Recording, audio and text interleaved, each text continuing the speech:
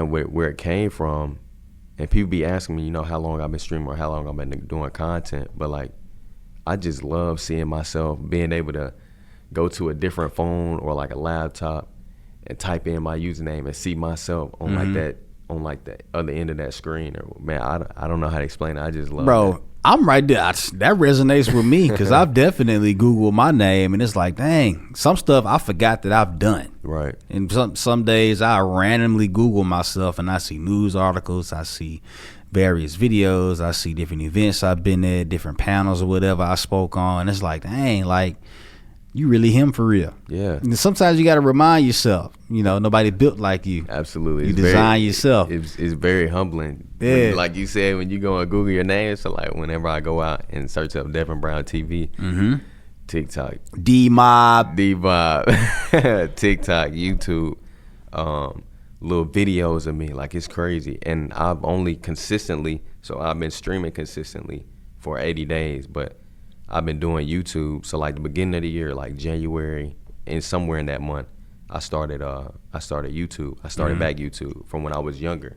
So when I was younger, I accumulated 100 subs, but from January till now, I'm at 1,826. So in that 8-9 month frame, I've gained 1,700 subs. Man, I was just being consistent. And if we had the DJ Clue bombs situation, it was like drop one of the Clues bombs for all the subs. Shout out to the subscribers to the D-Mob, man. That's love right there. Absolutely, man. And I want to, before we go further though, because I definitely want to get this question off. Because you were saying that stuck out to me, man. You say you sat at the edge of your bed and was like, man, Jesus, like, what's up, man? Like, basketball being stripped from me. Right. What in those self-reflection moments, you know what I mean? What did you learn about yourself in those feelings, being in that moment? The biggest thing I've learned is you're not what you spend the most time on. Like that's what you do. That's what you like, and that's what you love to do. But that's not who you truly are. Like that's not like truly your purpose. But I will say, my purpose on this earth is to gain my platform. Shout out D-Mob, and to eventually, not even eventually, but direct them back to the Lord. Because man, and I know this world is crazy. Like this world is wicked. So that's my purpose. Like I genuinely love seeing and making other people laugh. Like I love making people smile, and because that split second of them laughing, they forget about their problems that they may be. Facts, bro. And so before I started streaming on Twitch, I was on TikTok a lot. Before I even got my setup, man, I had countless messages after my TikTok live saying, "Man, Devin, you've pulled me out of like little dark places," because I would stream at night. Because I know like it was very strategic. I know like you're on your phone scrolling endlessly at night. So I would purposely go live at night. And my title, every TikTok live would be therapy session. But man, I got so many messages saying like, Devin, like you pulled me, like you're so funny. You pulled me out of, dark places because, I'm at night just alone with my thoughts. Word. And man, that's worth more than money and gold. Cause indeed, if I got a chance to help somebody else, man, I'm gonna do that. Do you think, I think most of us, brothers like you and myself, have a common end goal. Like you said, direct people back to, the God source. You feel me? Absolutely. The vehicle or the purpose, if you would. Do you feel like, purpose changes? Absolutely. Yeah. To a certain extent, I would say like your purpose is what like you aspire to be at the very end, or not even just at the end, but okay, say, let me give an example. Say like you work a 9 to 5, right? But you're outside of your 9 to 5, like you're building like a business. Outside of that 9 to 5, you're building that, I guess like you would say like purpose. Like you're in a way like you're using that to like funnel everything through. So like my streaming and like my content creation. Yeah, that's what I do. That's what y'all enjoy. That's how I make y'all laugh. But like at the end of the day, I want y'all to know where I get it from. Like who's giving me the power, who's giving me the strength, bro. Because doing what I do like every day, that's not easy. And I don't realize it until like I truly sit back and just analyze everything. Do you study yourself, bro? Yeah, I do. And I also enjoy reading. I've been slacking though, but yeah. What's the last book or current book you reading? Ego is the Enemy. Is that Ryan Holiday? Who is that? I think so. Ego is the Enemy. I think that is Ryan Holiday. Yeah. But man, that book will basically tell you you're not as good as you think you are. Talk to him. In a way that teaches you. In a way that powers you. And that book is. I'm gonna read that one. I'm gonna give you another one by the same author because I do believe that he is Ryan Holiday. But he also wrote "Discipline is Destiny." Mm-hmm. That's one of his latest ones. I read that one last year. It's a pretty good book, man. Absolutely. And even though we in like a podcast setting, like our talks outside of this is podcast worthy. Believe that. You know what I'm saying? We got to have us a cameraman or something follow us around for a day. Got to. A day in the life of the D-Mob. Because I'm already knowing after each conversation we have, you know how, it'll be like edits on TikTok. You'll see like podcast people. I know we'll have probably like 3 to 4 clips every day. Oh, God.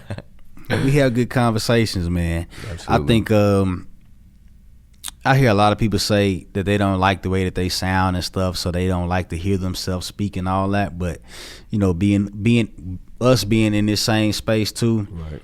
I know I've been podding for quite some time.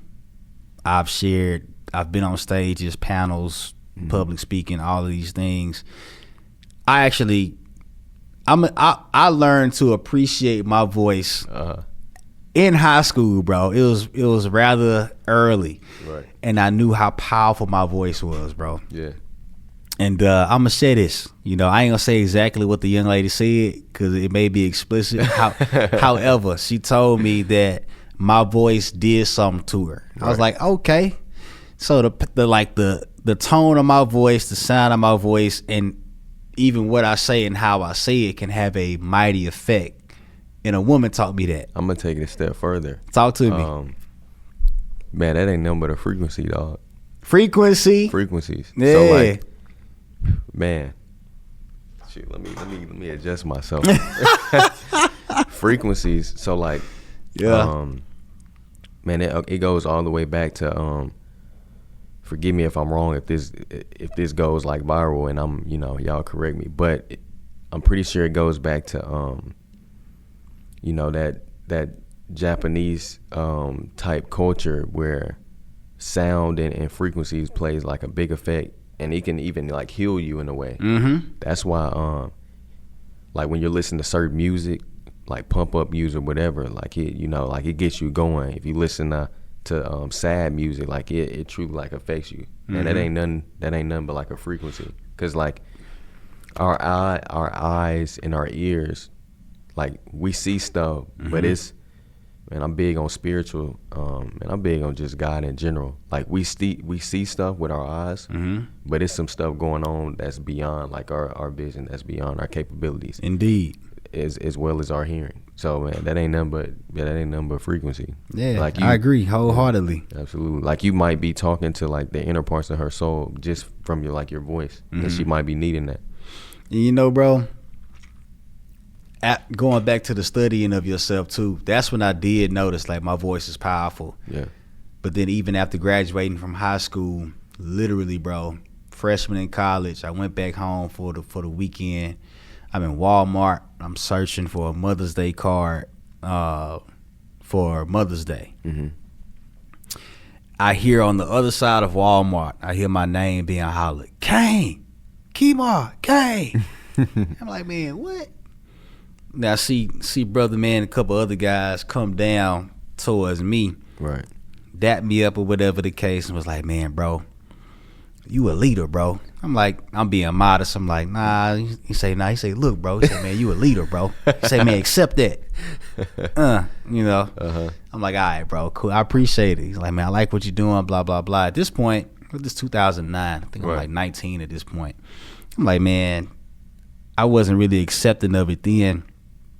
But if I look back on my story and everything that I've done, man, everything leading up to today, bro, it's just been a building block. You know what I mean? On the gift. You know what I mean? The people that I've met, so on and so forth. Yeah.